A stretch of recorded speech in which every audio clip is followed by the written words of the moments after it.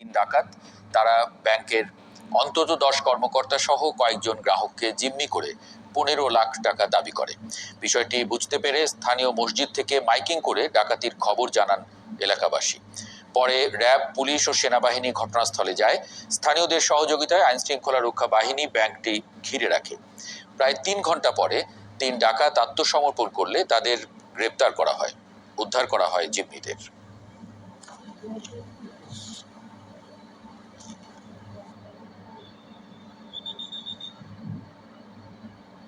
প্রথম মসজিদ থেকে মাইকিং করছে, বলে ডাকাত ঢুকছে ব্যাংকের ভিতরে।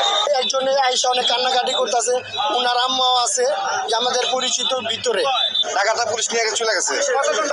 3 জন ছিল, এই সাথে ছিলাম। ওরা আগে অস্ত্রগুলা দিছে ব্যাগ দিয়া, তারপর চিঠি পাঠাইছে, তারপর ওনাদের সাথে অনেক কথা বলছে। বলার পর তারপর আবার ওরা নাম ছিল নিচে নাইবা, এখানে কথা বলার পর তারপর 3 জনকে বের করছে ওরা।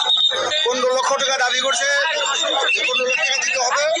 3 জন ঢুকছে, তখন সবাই আসছে, সেনাবাহিনী আইসা করছে, তারা আইসা করছে। আজকে যদি তারা মাঠে না থাকতো, কোনো প্রশাসন আমার মনে হয়তো না যে সাকসেস হইতো।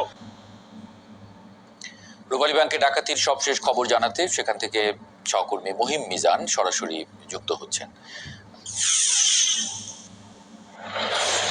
মহিম মিজান, একটু জানতে চাই, রূপালী ব্যাংকে যে ডাকাতির ঘটনা, সেখান থেকে 3 জনকে আটক করা হয়েছে, জিম্মিরা মুক্তি পেয়েছেন।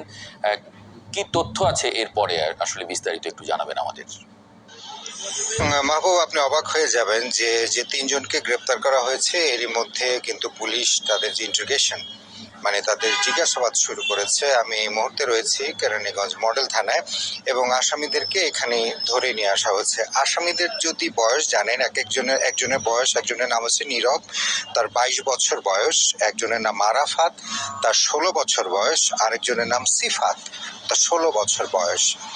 এখন ক্রিমিনাল লায়াবিলিটিস হয় আসলে সাধারণত আমাদের দেশের প্রচলিত আইন অনুযায়ী 18 বছর অতিক্রম করলে। সেই ক্ষেত্রে এই তিন জনের মধ্যে 2 জনের বয়স হচ্ছে 16। তাদের কাছ থেকে যে পিস্তলগুলো পাওয়া গেছে, প্রাথমিকভাবে আমরা যেটি জানতে পেরেছি, এই পিস্তলগুলো হচ্ছে খেলনা। দেশীয় চাকু ছিল, একটি চাকু ছিল এবং একটি ড্রিল মেশিন ছিল। তারা প্রথমে এই 3 জন, নীরব, আরাফাত এবং সিফাত, এই 3 জনই কিন্তু আসলে 2 জন দক্ষিণ কেরানীগঞ্জের, একজনের বাড়ি গোপালগঞ্জ কাশিয়ানীতে। এই 3 জনের পরিকল্পনার মধ্যে আরও 2 জন জড়িত থাকতে পারে বলে প্রাথমিকভাবে আইন শৃঙ্খলা রক্ষাকারী বাহিনীর সদস্যরা মনে করছেন যে 3 জনকে ভেতরে ঢুকিয়ে বাইরে হয়তো 2 থেকে 3 জন বা একাধিক আরও তাদের সঙ্গে সঙ্গী থাকতে পারে। দিনের বেলা আপনি যেটি বলছিলেন, রূপালী ব্যাংক যে কেরানীগঞ্জের জিঞ্জিরা শাখা, তারা বেলা 2টার দিকে প্রবেশ করে এবং প্রবেশ করেই তারা তাদের, আপনি জানেন যে ভল্টের বাইরেও ক্যাশ কাউন্টারে কিন্তু বেশ কিছু টাকা থাকে এবং সেই টাকার মধ্যে তারা প্রায় 15 লাখ টাকার মতো তাদের ব্যাগের মধ্যে ঢুকিয়ে ফেলে বলে আমরা প্রাথমিকভাবে যেটি জানতে পেরেছি। এবং তাদের যে অবস্থা, এবং আপনি যেটি জানলেন, ব্যাংকের ম্যানেজার ছিল বাইরে এবং তাকে যখন এই তথ্য দেওয়া হয় তখন বাইরে থেকে তাদের যে নিরাপত্তা প্রহরী ছিল গেটে তালা লাগিয়ে দেয় এবং সেই সামনে একটি মসজিদে ইমাম সাহেবকে এবং মসজিদ কর্তৃপক্ষকে বিষয়টি জানেন। তারপরে আসলে পরবর্তী ঘটনাগুলোতে আমরা জানি। এই মুহূর্তে আসলে ঢাকা জেলার যে পুলিশ সুপার এই 3 জন আসামিকে জিজ্ঞাসাবাদ করছেন। এই জিজ্ঞাসাবাদে তাদের সঙ্গে আর কারা কারা জড়িত রয়েছেন, আসলে তাদের এই প্ল্যানটা কবে থেকে ছিল, কি করে এই জাতীয় একটি প্ল্যান এই অল্প বয়সে এই জাতীয় সিদ্ধান্ত নিল, কেন নিল, সেই বিষয়গুলো হয়তো একটু পরে